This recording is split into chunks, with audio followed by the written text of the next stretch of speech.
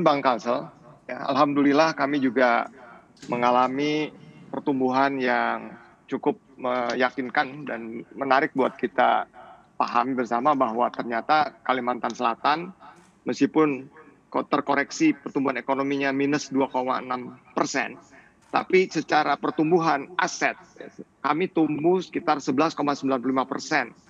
Artinya dari RBB yang ditetapkan kami sudah mencapai 104%. Kemudian dari sisi dana pihak ketiga, secara year to date kami tumbuh sekitar 18,09%. Dan secara rencana bisnis bank itu sudah tercapai 109%. Kemudian juga kredit kami tumbuh 6,59%. Berarti ini juga adalah merupakan pencapaian terhadap RBB sekitar 102%. Begitupun laba kami juga tercapai secara year to date pertumbuhannya 15,68%. Dan secara RBB itu sudah tercapai 114,37%.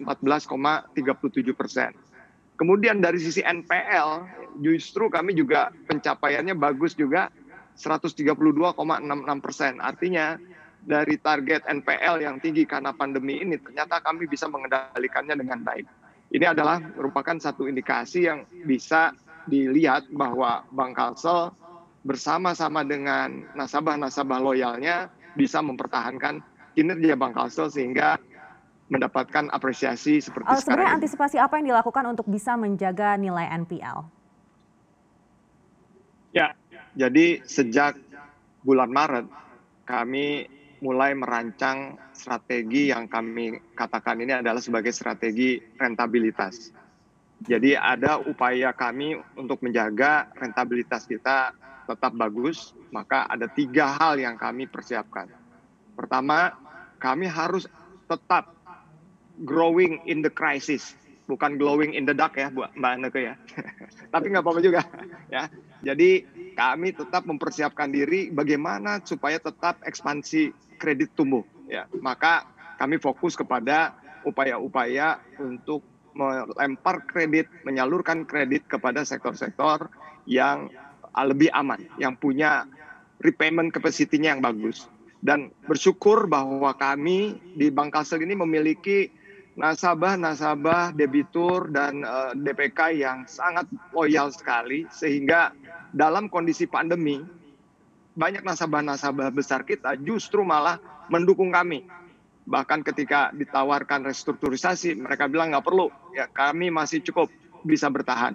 Bahkan banyak perusahaan-perusahaan korporasi di sini, sebagaimana yang diketahui oleh halayak bahwa Kalimantan Selatan punya potensi sumber daya alamnya, dan diantaranya adalah pertambangan yang menjadi penggerak PDRB yang berkontribusi sekitar 16% kepada PDRB di Kalimantan Selatan.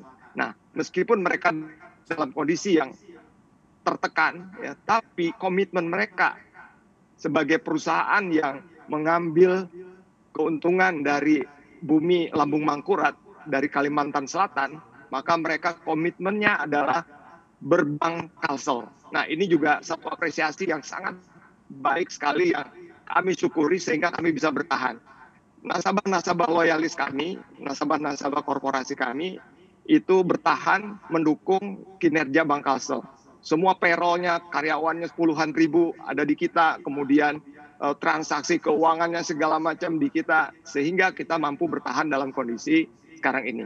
Dan mungkin kalau tadi mendengarkan dari teman-teman di root yang lain, dari Pulau Jawa, ya, Bank Kalsel ini adalah termasuk bank yang serius untuk masuk ke sektor produktif.